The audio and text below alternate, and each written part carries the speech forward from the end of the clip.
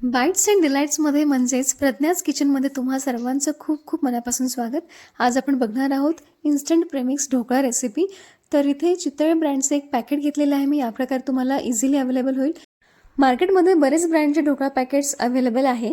Instant premix सुरुचीचं आहे, शाहीचं सुद्धा आहे. पण हे दोन्ही ब्रँड मी यूज केलेले आहे. मला याची टेस्ट अजिबात आवडलेली नाही. फक्त आणि फक्त चितळे बंधू हा ब्रँड मला आवडतो.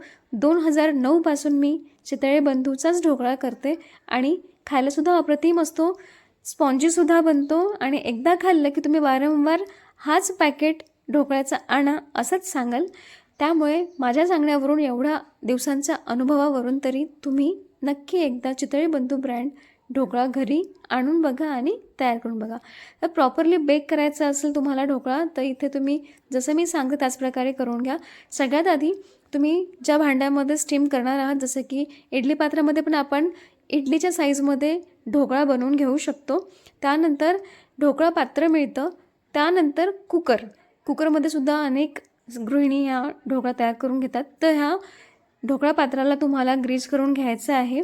त्यानंतर हे प्रेमिक्स एका भांड्यामध्ये काढायचं आणि थोडं थोडं पाणी घालून याला मिक्स करत राहायचं. कन्सिस्टन्सी तुम्हाला मी दाखवल्याप्रमाणेच ठेवायची आहे.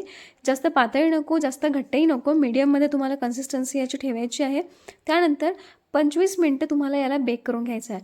जेव्हा आपण ग्रीस करतो इडली पात्राला, तेव्हाच तुम्हाला पाणी उकळायला ठेवायचं आहे. पाण्याला छान उकळी आली आणि आपण जेव्हा हे इडली प्रेमिक्सचं भिजवतो तेव्हा ते लगेच तुम्हाला ग्रीस केलेल्या डब्यामध्ये ट्रान्सफर करायचं आहे आणि 25 मिनटासाठी तुम्हाला स्टीम करून घ्यायचं आहे.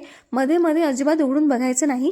25 मिनटं झाले की त्याला उघडून बघायचं, सुरीच्या सहाय्याने चेक करायचं. जर त्याला चिपकत असेल तर नाही शिजला, पुन्हा 5 मिनटं शिजवून घ्यायचा आणि चिपकत नसेल तर ढोकळा हा छान व्यवस्थित शिजलेला आहे.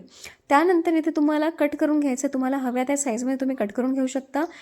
तडक्यासाठी लागणार आहे, एका गंजामध्ये तेल घ्यायचं, जिरं मोहरी तडतडून घ्यायची, कढीपत्ता, हिरवी मिरची, साखर, मीठ आणि पाऊण ग्लास पाणी हाय फ्लेमला 10 मिनटं शिजवून घ्यायचं. थोडंसं पाणी आटू द्यायचं आणि त्यानंतर या पाण्याचा इथे तुम्ही या प्रकारे वापर करायचा आणि ढोकळा सर्व्ह करून घ्यायचा.